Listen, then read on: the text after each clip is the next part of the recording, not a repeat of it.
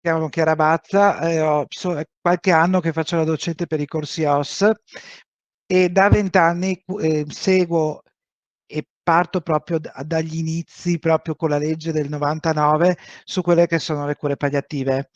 Nel 99 mi hanno anche addirittura mandato nel regno della nascita delle cure palliative, che era l'Inghilterra, e per 3 settimane sono riuscita comunque a seguire quello che erano gli albori delle cure palliative. E da qui mi sono sempre interessato a questo tipo di pazienti e del fine vita praticamente, lavorando in hospice e cercando comunque di portare sempre avanti quello che erano le aspettative e quello che dovevano essere le cure palliative a di per sé. Sicuramente in relazione alle cure palliative io penso che volenti o nolenti quasi tutti voi siate andati incontro nel corso della vostra vita, e se non è successo vi auguro che non vi succeda mai, di aver avuto una diagnosi infausta per qualcuno dei vostri familiari dove vi dicevano: guardate, non c'è più nulla da fare, facciamo delle cure palliative. Cosa intendo per cure palliative? Le cure palliative a tutti gli effetti è una medicina che è centrata non solo sull'aspetto, diciamo, tecnico, curo la patologia, ma su un aspetto relazionale e comunque di accompagnamento. Alcune persone mi chiedono sempre perché ho fatto la scelta di rimanere sulle cure palliative e se ero andata in burnout. Questo vi dirò, non è mai successo perché bisogna trovare comunque degli equilibri. L'accompagnamento al fine vita non è una di quelle cose che viene definita, come si può dire, un arrivare dove nessuno può più fare niente, perché anche di fronte al fine vita si può fare molto. Io adesso vi presento delle... Ho fatto queste slide che probabilmente saranno anche poche, ma dovevano essere uno spunto per appunto non andare oltre. 20 anni, 20 anni di cure palliative, uno dice questo è da suicidio, non aveva nient'altro da fare. No, ho sempre creduto che anche di fronte a una malattia che potesse essere incurabile o comunque non ci fosse più un medico che faceva qualcosa o si lasciavano morire le persone tra la sofferenza, tra i sintomi della patologia stessa, non fosse una cosa adeguata. E ho sempre pensato che accompagnare, che è una bellissima parola, accompagnare nel fine vita, fosse una delle cose principali che poteva fare comunque un'infermiera. Perché esistono infermiere d'urgenza, quelle che fanno chirurgia e così via. Però l'accompagnamento ti fa entrare in quella che è una sfera emotiva e comunque personale. Detto ciò, infatti, una delle cose che a me piace molto, e ve l'ho anche scritto in questa slide, ho proprio preso quell'immagine con la mano e i cuori che volano, dove c'è scritto The Power of Palliative Care, il potere delle cure palliative.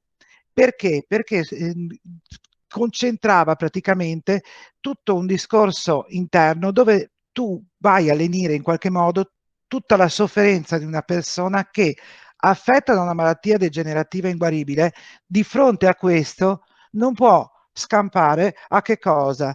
Alla morte. Noi in tutti questi anni abbiamo visto che comunque abbiamo cercato di nascondere quella che era la morte vera e propria, ma la morte purtroppo fa parte di quello che è un percorso di vita. Io dico sempre, viviti bene la giornata che non si sa domani cosa accada. E questa cosa qui me l'ha insegnata, e ve lo dico col cuore, dopo 20 anni, mia suocera. Mia suocera mi diceva sempre, ed è uno dei ricordi più belli che ho di mia suocera, che è morta in giovane età ed è morta in hospice, accompagnata dalla sua famiglia ed era sottoscritta che doveva fare sia la parte dell'infermiera in quel momento, sia della nuora. Lei mi diceva sempre che anche se tu sei arrabbiato la mattina, salutalo pure tuo marito o tuo figlio, perché potrebbe essere l'ultima volta. Questo è nel momento in cui avviene il distacco. Un distacco che comunque viene dato dalla patologia stessa, può essere anche di lunga durata, ma di fronte al tuo congiunto che soffre, che ha dolore, che ha tutti i sintomi di una malattia inguaribile, ci si pone in un determinato modo per riuscire comunque ad accompagnarlo fino alla fine con dignità. Pallium, abbiamo anche descritto, definisce un indumento simile ad un mantello. Perché che cosa fa il mantello? Il mantello ti copre e ti ricopre prendendo le forme tue. Quindi deve essere come un ombrello che ti ripara dalla pioggia, il mantello ti ripara da tutto ciò che di cattivo e di brutto può esserci intorno. Infatti, oggi come oggi non si parla solo, adesso ormai siamo molto slang inglese, per cui in ogni dove trovate tutto in inglese, diciamo anche quando si parla di palliative, e molto il care, che significa cura, ma in un senso viene usato palliative care, in un senso più I care for you, ovvero mi occupo di te, tu sei la persona più importante che c'è. Questo implica creare molto un rapporto di empatia con le persone, in considerazione del fatto che comunque ci troviamo di fronte sia al malato grave, ma anche alla sua famiglia, che in queste condizioni dove può decadere tutto un sistema che in una malattia grave comporta difficoltà economiche, difficoltà di gestione, presa in carico di situazioni difficili anche di famiglie ristrette o figli anche molto piccoli. Anche quando l'Organizzazione Mondiale della Sanità diede questa definizione, eravamo prima del 99, la definì come un approccio, le cure palliative, un approccio che migliora la qualità della vita dei malati e delle loro famiglie. Ho voluto evidenziare questo aspetto perché quando tu ti fai carico di una persona che è in cure palliative, devi pensare anche alla loro famiglia. Una famiglia che può averti accudito nel massimo dei modi, che si trova in quel tempo in difficoltà perché deve staccarsi dal proprio congiunto e inoltre deve anche inserirlo in un contesto di istituzionalizzazione come l'hospice, non riuscendo a gestirlo al proprio domicilio. La difficoltà della famiglia a lasciare accudire il proprio congiunto, soprattutto quando entra in hospice, è proprio questo distacco. Le persone dicono io ho fatto questo, io farò quell'altro, però nel momento in cui c'è il distacco dove devono dare il proprio caro in mano a delle persone estranee che è composto dall'equipe di un hospice, questo va ad affrontare che cosa? Un sacco di sensi di colpa e una serie di antipatie anche per il personale, una serie di rabbia. La rabbia deriva anche dal fatto che loro non capiscono perché il proprio congiunto debba morire, giusto?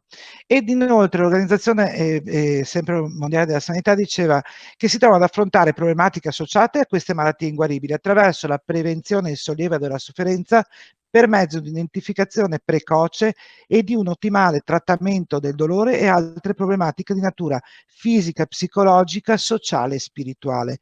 Pensate che l'anno scorso ho fatto 3 giorni in un convento dimenticato dal mondo dove tutte le varie figure di tutte le religioni, indistintamente che fosse il buddismo, che fosse eh, il cattolico, che fosse l'ortodosso, che fossero tutte le religioni, si sono incontrate per parlare della spiritualità, perché fondamentalmente l'aspetto spirituale della persona non è legato al alla figura del sacerdote, ma è legato a un'interiorità propria. Quindi si trattava, e vi assicuro che erano 20 anni che non avevo una visione così olistica della persona, di parlare della spiritualità, un concetto che ancora adesso lo stanno valutando ed evolvendo e ne parlano molto nella Società Italiana di Cure Palliative, che è quella che ha promosso la partenza delle palliative in Italia e che ha forzato i tempi per arrivare oggi dove siamo arrivati con il testamento.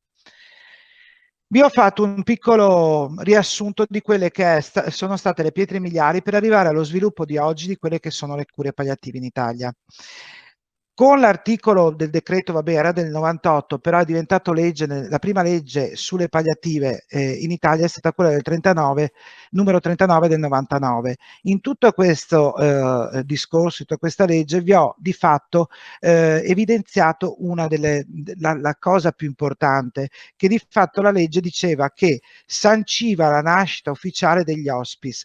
Perché? Perché si era riconosciuta che c'erano dei finanziamenti, ok, i soldi servono sempre, ma che si cominciava a parlare di cure palliative, di conseguenza di rimuovere dolore e sintomi per accompagnare al fine vita. Successivamente, che è stata una delle cose più importanti, col decreto legge del 2001 Cosa è successo? Che una delle cose più brutte che accadeva nel 99, io me lo ricordo, era nel primo 99-2000, quando abbiamo cominciato all'inizio con l'hospice, che l'hospice di Padova, che è quello in zona Mandria, della Fondazione Opera Immacolata, che era in compartecipazione con l'ULSS e attualmente è in parte, perché adesso è diventato quasi tutta fondazione. Che cosa ha di particolare? Cosa diceva questo decreto di particolare? Che praticamente si liberalizzavano che cosa? I farmaci oppiacei per la terapia del dolore in maniera semplificata, perché il primo entro, io me lo ricordo ancora, c'erano una montagna di burocrazia e non si potevano utilizzare se non determinati farmaci rispetto ad altri, perché non potevano nemmeno essere presi in considerazione. Voi direte, bah, ma per queste cose qua? No, perché alcuni farmaci che oggi noi utilizziamo, che sono per la sedazione terminale profonda o per la sedazione nel delirio, all'epoca non potevano essere utilizzati. Questo decreto legge, questa legge, ha permesso questo passaggio, che visto da esterni uno dice, beh, cosa sarà mai? Pensate che nel 99, quando ho fatto questa esperienza in Inghilterra, lì utilizzavano già gli hospice, comprendevano già sia malati oncologici che non, e vi erano le SLA, per cui le malattie neurodegenerative e i cardiopatici gravi, quelli diciamo col distress respiratorio. Una delle cose che mi ha colpito e che mi rimarrà sempre nel cuore era che al pomeriggio loro prendevano i malati di SLA e li portavano in questi giardini meravigliosi, perché immaginate ero dalla parte della Cornovaglia, per cui distese verdi con questa casa ad un unico piano che si affacciava sul verde, portavano fuori i loro pazienti e e facevano fumare gli spinelli. Voi direte, questa è impazzita. No, questo voi sapete che l'oppio comunque permette che cosa? Il rilassamento di tutte le fasce muscolari e di conseguenza andava a togliere la tensione delle malattie tipo la SLA o le sclerosi, che comportano cosa? Contratture muscolari e dolori, perché comunque abbiamo un continuo flusso di stimoli nervosi e di conseguenza di dolore. Successivamente, questa è la grande legge del 2010, che è fondamentalissima per le cure palliative in Italia, che è la 38 del 2010, che mi dava la disposizione per garantire l'accesso alle cure palliative e alla terapia del dolore. Ma in che senso? Questa legge sancisce a tutti gli effetti che le cure palliative rappresentano un diritto inviolabile di ogni cittadino. Cosa significa? Che ogni cittadino può essere preso in carico per le cure palliative. Allora, facciamo una piccola premessa. Le cure palliative in sé, cosa hanno di particolare? Che venivano considerate solo come la fine di un percorso di cura. Quindi, anche se oggi faccio una parentesi rotonda prima della graffa, fino ai primi anni, diciamo fino al 2010 circa, negli hospice non trovavamo altre tipologie di malattie, trovavamo solo gli oncologici in fase terminale. Questo ha permesso anche un'evoluzione da questo aspetto, perché quando siamo partiti con gli hospice nel 99 avevamo solo persone che avevano che cosa? Malattie di tipo oncologiche. Oggi negli hospice possono essere ricoverate persone con malattie neurodegenerativa, cardiopatici, tutte quelle malattie che comportano comunque una terminalità. Naturalmente il ricovero in hospice viene però garantito alle persone, garantito è una brutta parola, diciamo che l'accesso è consentito a persone che hanno un'aspettativa di vita breve. Perché? Perché comunque fin tanto che resiste la famiglia, si predilige, e prediligono i pazienti stessi, permanere a proprio domicilio. Ecco perché sono nati anche che cosa? L'assistenza domiciliare integrata, ok, ma anche l'equipe delle cure palliative nel territorio. Questo per dirvi che comunque le cure palliative in sé sono alla base di che cosa? Di tutti i tipi di malattie che comunque portano un termine. La differenza è che praticamente fino a tempo fa si parlava solo si pianificavano le cure palliative quando la cura non era più efficiente. Quindi non c'è più niente da fare, vi lascio andare. No, Oggi, già all'atto della diagnosi, si va a pianificare, se la malattia è così grave o di tipo degenerativo, le cure palliative. In che cosa consistono? Vi faccio un esempio. Paziente che ha una grossa massa addominale che non lo fa respirare perché comprime sul diaframma. Non è che non facciamo più cure, si possono fare delle cure come la chemioterapia e la radioterapia che diventano palliative. Perché? Perché la massa permarrà comunque a livello addominale a schiacciare il diaframma, ma riducendo il volume il mio paziente potrà respirare meglio. Quindi, cosa hanno di particolare? Hanno di particolare che prevengono sofferenze e complicazioni, giusto?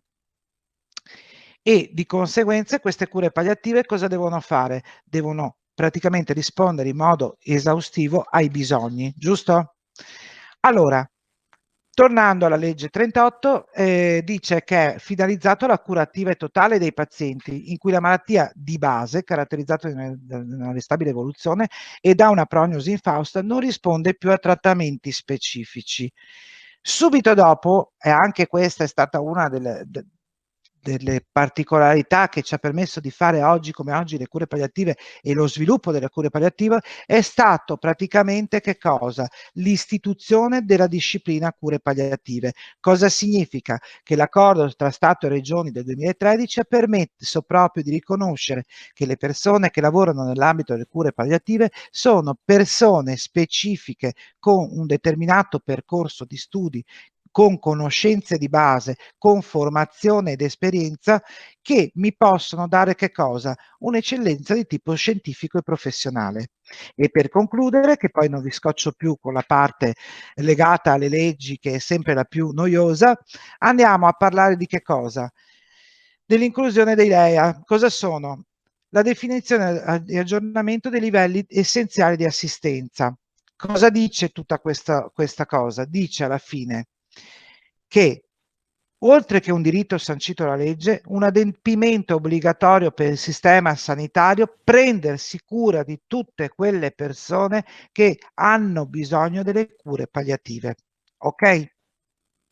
E sempre, e non per ultimo, quella del 2017, la 219, norme in materia di consenso informato e di disposizioni anticipate di trattamento. Questa è una delle più dibattute ed è una degli scogli più dure che stiamo affrontando, soprattutto nell'ultimo anno, dove si parla della scelta che faccio io, del consenso che do io a rifiutare che cosa, come malato, determinate cure. Ok? Ok, ci siamo? Allora significa che io come paziente posso dire ok, non voglio più nessun trattamento, voglio solo che mi vengano fatte che cosa? Le cure palliative. Il rifiuto o la revoca di un trattamento sanitario non possono comportare l'abbandono terapeutico perché sarà sempre assicurata l'erogazione delle cure palliative. È stato un salto epocale. In 20 anni siamo riusciti ad ottenere cosa? Un'evoluzione delle palliative dall'hospice di partenza per arrivare a cosa? A decidere cosa fare della mia vita. Di fronte a una malattia infausta, io non giudico mai nessuno, uno può essere libero di scegliere se far chemioterapia, se far radioterapia, se farsi operare 10 volte, se ho la SLA di arrivare che non respiro più e morire soffocato, rifiutare quella che è la tracheostomia con la cannula, che è quella che permette di respirare, rifiutare di avere la PEG, però in questo percorso io posso accedere alle cure palliative. Significa che nel momento in cui io non riuscirò a praticamente più a respirare, come in una SLA, posso chiedere la sedazione. Guardate che è stata una cosa pazzesca arrivare a questo, con tutti gli scogli che abbiamo dovuto affrontare. Ok? Quindi diciamo che di fronte a questa evoluzione in un ventennio abbiamo ottenuto che oggi siamo noi persone sane in questo momento, ma nel qual tempo, nel momento in cui saremo persone malate, a decidere cosa fare. Sapete, la cosa più brutta è che molte volte, quando si fanno anche le DAT, le disposizioni praticamente, cosa succede? Succede che a volte i familiari non sono concordi con questa cosa, però infatti è una delle cose che bisogna fare prima. Nel momento in cui si ha la diagnosi, molto spesso mi chiedono: ma è giusto dire tutto? Non è giusto dire tutto? Se io gli dico la verità, lui muore prima, si deprime. Allora, in 20 anni di esperienza io non ho mai visto nessuno morire senza dirti che sta morendo. La difficoltà deriva dal fatto che io come parente di una famiglia o come figlia o come madre o come padre di una famiglia non lo dirò mai direttamente a te. Ci saranno gli operatori intorno o le persone intorno a cui farò delle domande dirette ed è il problema più grosso nella gestione, ok? Quello che è fondamentale anche, adesso vado oltre perché mi faccio prendere, infatti ho fatto le slide a posto per non andare il rischio di andare sempre oltre come al solito. Accoglienza delle cure palliative. Vi ho messo questa bella immagine perché? Perché l'accoglienza era una bella parola. Cure palliative, dove posso farle?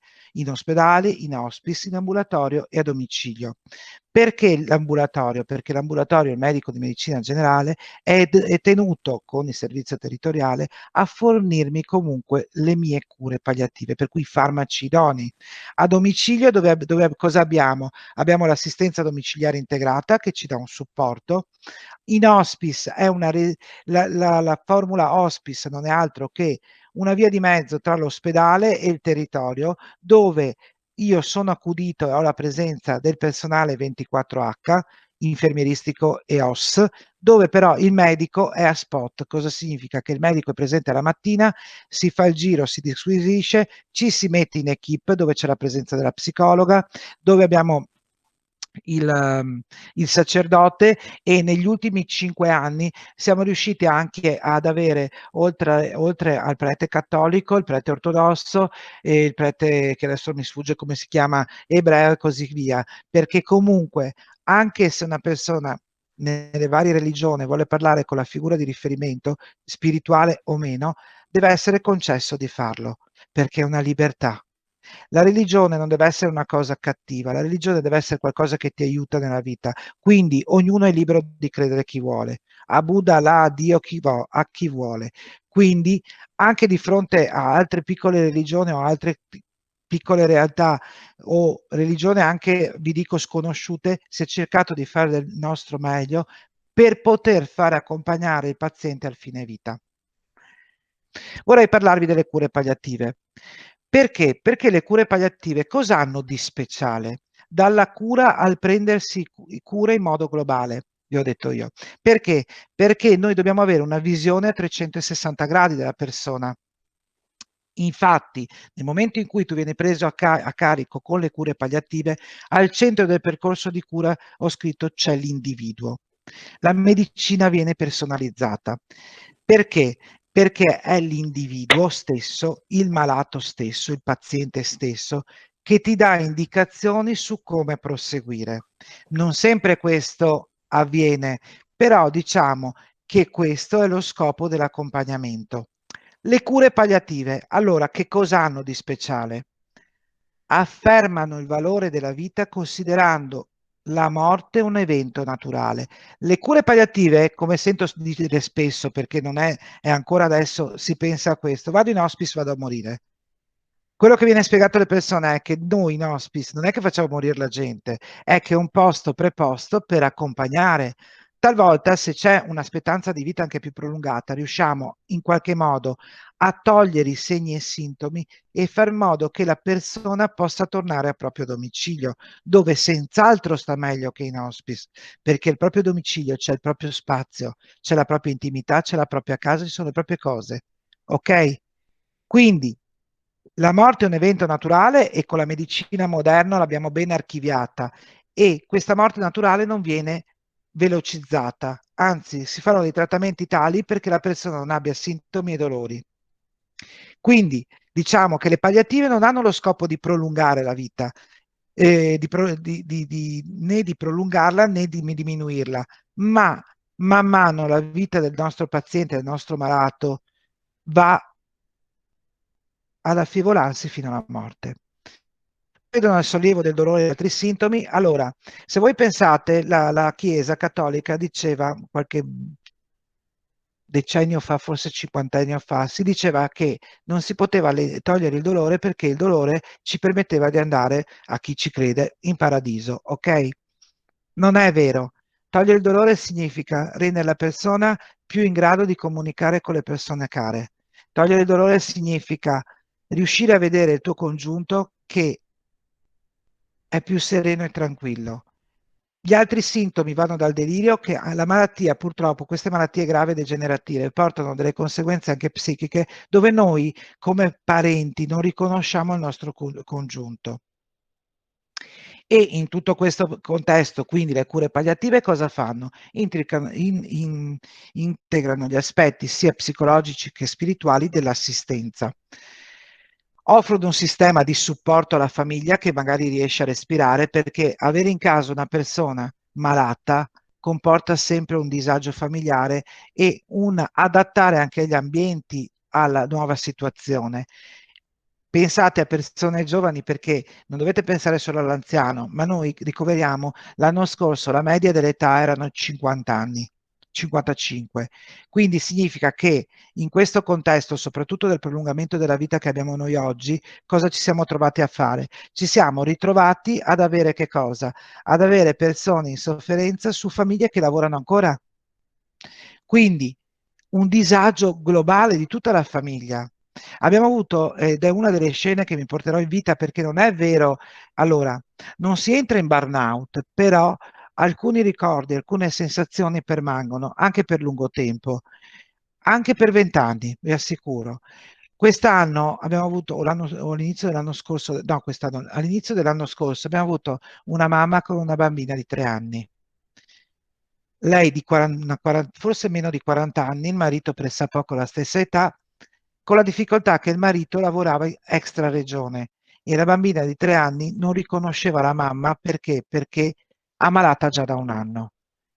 Quando la bambina veniva là, lei non voleva farsi vedere e ci abbiamo messo quasi una settimana a fargli capire che doveva vederla questa bambina.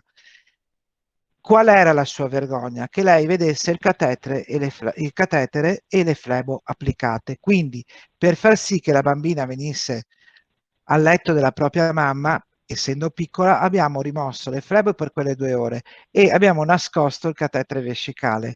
L'abbiamo agghindato il letto con i pupazzetti e siamo riusciti a far sedere a bordo letto la mamma stessa. La bambina non si è mai accorta di essere in un ambiente ospedaliero perché l'hospice di particolare che cos'ha?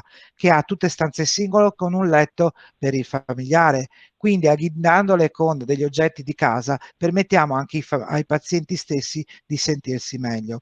Facciamo delle cose che sono un po' al di fuori di quelle che sono le normative, perché a volte noi diciamo di portare la copertina di casa o il cuscino di casa. Voi sapete che tutte le cose che sono all'interno di struttura per la legge sulla sicurezza dovrebbero avere dei canoni, il fatto di essere ignifughi rispetto ad altri. Quindi dobbiamo dare supporto alla famiglia, questo fa parte dei nostri compiti e successivamente dobbiamo aiutarli anche nella fase del lutto. A volte ci sono familiari che non tornano più, a volte li vedi rientrare in struttura dopo 3 anni e a volte te li sei anche dimenticati, perché comunque lavorare come operatore sanitario, come infermiera, come operatore sociosanitario, come medico, come psicologo, comporta comunque che una forma di difesa che noi abbiamo è il rimuovere, ok? Il paziente che cosa ha di particolare? Il paziente sta al centro.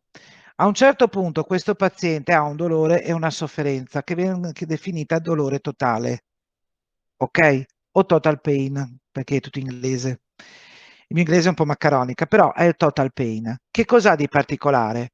Che ci sono tutta una serie di sintomi, influenze, che siano fisici o psichici, che messi insieme danno quello che viene definito il dolore totale. Che cos'è il nostro obiettivo? Dare senso e dignità alla vita fino alla fine con percorsi di riconciliazione e pacificazione rispetto alla vita del malato e delle persone che gli sono attorno, facendo quello che c'è descritto là, ma quello che mi interessa di più è questo, perché adesso entra anche la figura dell'operatore sociosanitario, dopo tutto questo pur parler e spiegarvi che cos'erano le palliative. L'approccio multidisciplinare per rispondere ai bisogni della persona e della sua famiglia. Lavoro in equipe.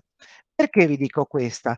Perché noi, vi ho detto, dobbiamo accogliere il malato e la famiglia.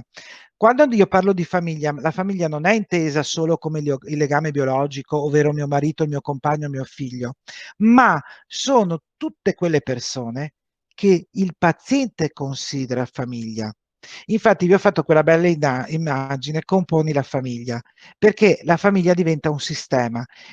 Facendo noi operatori equip e accogliendo la famiglia come sistema, ci prendiamo cura con la famiglia del paziente malato, ma nel qual tempo ci prendiamo cura anche della famiglia stessa.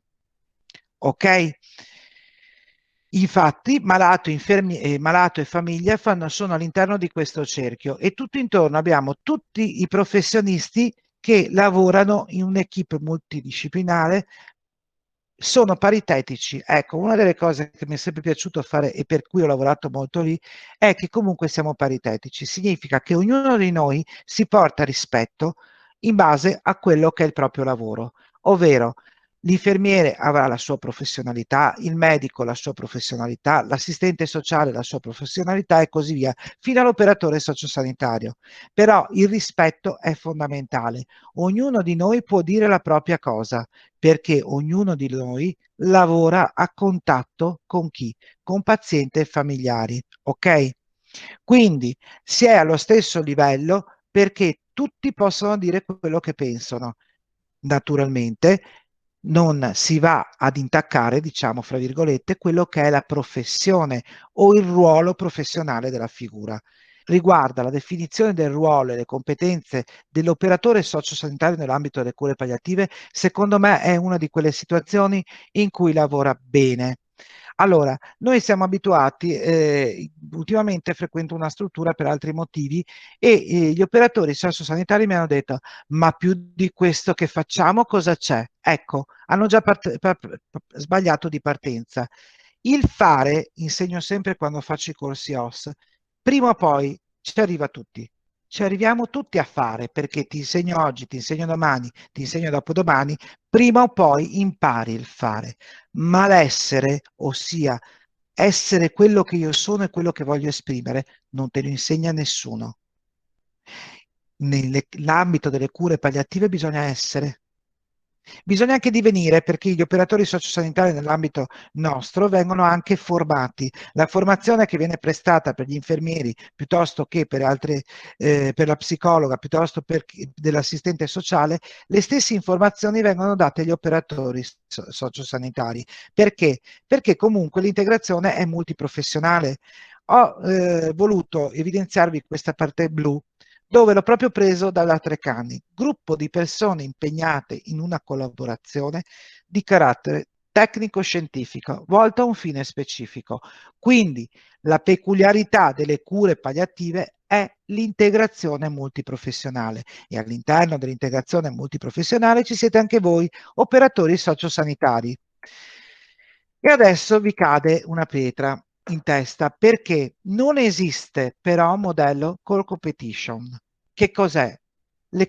Sarebbero la chiave di competenza adottata a livello nazionale che definisca la specificità delle competenze degli operatori sociosanitari impegnati nel settore, ovvero nelle cure palliative, e le aspettative da parte dell'organizzazione nei confronti del personale. Quindi cosa bisognerebbe fare? Sarebbe utile avere delle acquisizioni per gli operatori sociosanitari per avere uno sviluppo continuo delle competenze professionali. Cosa significa? Che non c'è una, mentre per dirvi esiste la specializzazione per i medici nelle cure palliative, esiste per i psicologi delle cure palliative, esistono i master di specializzazione per gli infermieri nelle cure palliative e le varie figure che lo compongono, non c'è a livello nazionale ancora per gli operatori sociosanitari dei corsi di formazione per le palliative. Alcuni grossi come si può dire, non, sì, alcuni grossi ospedali o comunque hospice in giro per l'Italia stanno focalizzandosi su questo problema. Potreste trovare anche un manuale già in commercio che parla della specificità degli operatori sociosanitari e delle competenze nelle cure palliative. Ok, il famoso core competition. In particolare, però, cosa avviene? Che sia gli infermieri che gli operatori collaborano per avere una risposta e una visione globale della persona. Ed è quello che vi dicevo prima, cioè la persona che è più a contatto perché diciamo, fa tutte quelle attività proprio di tipo tecnico-pratico, il fatto di lavare la persona, il fatto di entrare comunque in un momento di intimità, il fatto di dover dargli da mangiare, aiutarlo in queste cose, tenergli le sue capacità residue, comporta che l'operatore sociosanitario è comunque quello più vicino alla persona malata, ok? Cosa avviene nell'ambito delle cure palliative e degli hospice? Che gli operatori e gli infermieri collaborano, ok? Perché i bisogni non sono solo azioni da compiere da una o dall'altra figura, ma momenti in cui si costruisce una risposta efficace da parte di entrambe le professionalità. Questo ci tengo a dirvelo perché molti dicono, ma quell'operatore dice così, ma l'infermiera mi ha fatto fare colà. Stop. L'operatore sanitario coadiuva l'infermiera e comunque risponde all'infermiera, ma nell'ambito dell'hospice si collabora, ok? Perché? Perché non è detto che l'operatore sociosanitario non venga a sapere una cosa in più che ci può essere utile per portare in modo dignitoso al fine vita la persona, ok? Ecco perché lavorare in equip, vi ho messo questa immagine, l'ho anche colorata, nel lavoro di cure palliative la competenza e il ruolo dell'operatore sociosanitario è centrale in relazione alla comunicazione, all'assistenza del paziente e alla famiglia e nell'effettiva collaborazione interdisciplinare e multiprofessionale. Significa che l'operatore sociosanitario non è da considerare quello che lava il sedere, per capirci, o quello che cambia i vestiti, è quello che va a contatto, che comunica. Cos'è il problema di fondo? Che bisognerebbe dare comunque un aspetto formativo, ciò che viene dato agli infermieri, ai medici, dagli psicologi, via dicendo, sulla comunicazione e sul modo di comunicare. Perché? Perché comunque a volte il silenzio comunica più di 100 parole. Quindi se io prendo come risorsa un nuovo operatore sociosanitario, è molto importante anche nelle cure palliative formarlo per questo tipo di terreno, diciamo, con le competenze sue, però integrato in una collaborazione multiprofessionale. Allora, la valorizzazione dell'ossa avviene attraverso l'integrazione di questa figura nell'equipe che necessita di una precisa consapevolezza da parte del personale infermieristico dei compiti dell'operatore sociosanitario. A volte questo non accade. Perché? Perché siamo talmente inserite nel io, che non riusciamo a capire che siamo noi. Perché c'è questa rivalità, c'è questo modo di pensare, alcuni OS pensano di essere infermieri, c'è un'invasione di campo, alcuni infermieri vorrebbero fare i medici e così via. Se noi riusciamo, nell'ambito delle cure palliative, e soprattutto dico, è molto sentito questo, a far capire a ognuno qual è il compito e quali sono le diverse responsabilità, noi riusciamo anche a fare che cosa? A inserire e a dare all'operatore sociosanitario che cosa? Il riconoscimento che lui deve avere e il fatto che non sia secondario alle altre figure. Ok? In questo modo cosa gli diamo? Una formazione a tutti i livelli.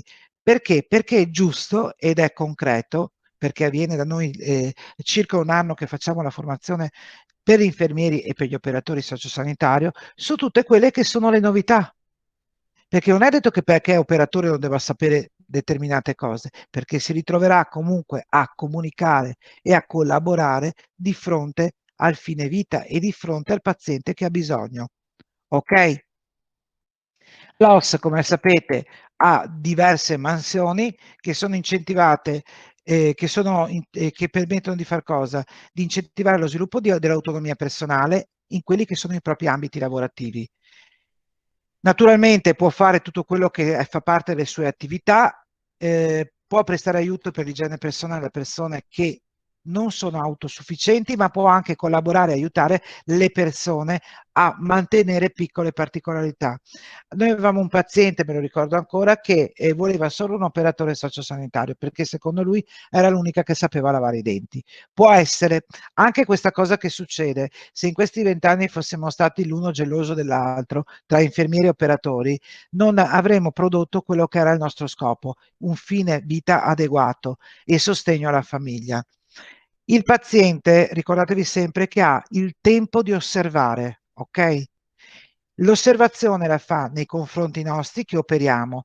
Anche se abbiamo il sorriso e gli occhi tristi perché abbiamo 100 pensieri per la testa, lui se ne accorge. Può avere le preferenze, non sono preferenze. Ha deciso chi deve accompagnarlo. È diverso.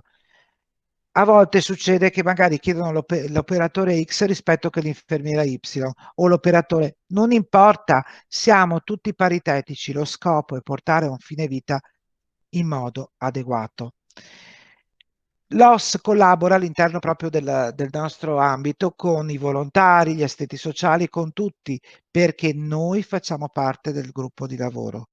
Non esiste l'io lì, esiste il noi.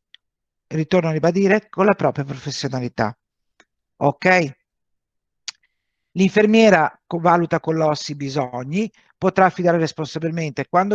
Inizialmente, quando arriva l'OS per la prima volta, l'operatore sociosanitario nuovo, non è che tu prendi e lo mandi a fare o a dire, ma devi capire se ha le sue responsabilità e di conseguenza se può essere qualificato per dare un supporto assistenziale, diciamo. Noi sappiamo che noi siamo infermieri responsabili dell'assistenza generale, ma tutti siamo indispensabili per i pazienti, ok? Ok? E più l'assistenza è personalizzata, più noi facciamo parte di un'equipe che ha capito che la qualità di vita delle persone assistite e la soddisfazione degli operatori comporta fare cure palliative in modo adeguato. Ok? Vi lascio con questa, che è la Carta dei diritti dei morenti, che è stata pubblicata dalla Fondazione Floriani, perché dice che ciascuno, per il fatto di essere uomo, è un individuo unico e irripetibile. Ognuno, a seconda della propria percezione del mondo, ha una propria concezione di ciò che è dignitoso, il senso della dignità. La dignità alla morte, ragazzi, racchiude il rispetto di tutti i diritti umani e la libertà di autodeterminazione. Cioè, ragazzi, arrivare a questo è stato abbattere tanti tabù. Alla fine della vita la dignità è legata alla conservazione delle proprie capacità e facoltà, anche se compromesse, e al sentirsi trattato come persona fino all'ultimo istante della vita. Perché vi dico questo? Perché il più delle volte questo non accade. A volte noi ci ritroviamo che non vengono trattati come persone, ma come persone malate dove decido io da farsi. Questo non deve più succedere. Cioè, questa evoluzione ha permesso di farmi carico e di decidere io come persona, io come donna in questo caso, io come infermiera, potrei essere io anche come semplicemente la mamma. Mi ha permesso di prendere consapevolezza che nel momento in cui si va a definire una malattia anche importante, posso scegliere e posso decidere cosa voglio. Nel caso del DJ Sebo, mi pare che si chiamasse come sarebbe andata la tua fine. Sì, ha permesso, quella di DJ Sebo, che poi è stata, ha permesso di aprire una porta e andare oltre. E, guardate, ho avuto la fortuna o la sfortuna, mettiamola così, di parlare con la figlia del primo caso dell'hospice di Campo San Piero, cosa saranno 2 anni, forse quasi 3, dove quel signore ha deciso di andare alla sedazione profonda e non ha più accettato le cure. E che poi è morto. E ho avuto il piacere di poter sentire quello che ha detto la figlia quando hanno deciso nella sedazione, che è stato il primo caso poi che ha portato poi DJ Sebo è stato un po' plateatico, però basandoci proprio sulle nostre realtà qui territoriali, ho avuto la fortuna di parlare con questa ragazza perché si era presentata perché si parlava pensate che si parlava di cure palliative all'interno di case di riposo, pensate, perché una cosa del genere non si doveva dire, perché stando alle persone il dolore è una cosa che fa parte solo di un certo cerchio di persone che hanno malattie importanti, e questo non è vero perché il dolore colpisce tutte le malattie. Io sfido qualsiasi anziano di 90 anni a non avere almeno l'artrosi. In questo contesto questa ragazza mi disse una cosa molto importante: nel momento in cui mio papà ha visto che la malattia molto velocemente degenerava e che aveva perso tutte le sue funzionalità, mi ha chiesto di non piangere, di lasciarlo decidere. Ha deciso che lui non voleva la tracheo e ha deciso della sedazione profonda. Abbiamo avuto una settimana di pianto scosceso e di litigate, perché vi ritorno a ripetere, di fronte all'amore della tua vita, che può essere tuo padre, tua madre, tuo zio, tuo nonno, tuo compagno, il distacco, il non vederlo più, perché è una delle cose che mi pongo sempre come punto. Cos'è che va a mancare? Il contatto, quel contatto fisico, quel fatto di sentire la persona che comunque ti permette di dire ok, oggi si vive. Decidere è dura, però vi dico, fino all'ultimo istante si può fare ritornare il passo indietro. Ho visto gente, anche di una ragazza di 40 anni, che cosa ha comportato? Che lei decisa e alla fine ha detto basta, non respiro più. È difficile, non è così facile accettare le scelte altrui, ok? Non è facile e siamo ancora un po', diciamo, lontani da avere proprio la predisposizione al fatto di lasciarci andare, perché comunque vi assicuro che di fronte alla malattia, di fronte al dolore, di fronte a tanti aspetti, si può tornare indietro, perché nel momento in cui tu hai tutti i sintomi e i segni della malattia, riesco con le terapie farmacologiche a toglierti il dolore, a rimuoverti praticamente che cosa? Tutti i tuoi sintomi e tu stai bene, hai degli obiettivi che sono diversissimi. Deve essere proprio un aiuto psicologico e sostenuto della persona per riuscire ad essere certi della scelta fatta. Però, dal mio punto di vista, il fatto che siamo arrivati a questo punto, ovvero che possiamo fare la DAT, abbiamo superato molti scogli e molti tabù. Io vi ringrazio della partecipazione, è stato un piacere. Anche per noi. Vi saluto tutti, a chi conosco, a chi non conosco, e comunque in qualche altro luogo probabilmente voi mi riconoscerete, mi farà piacere salutarvi se mi dite chi siete.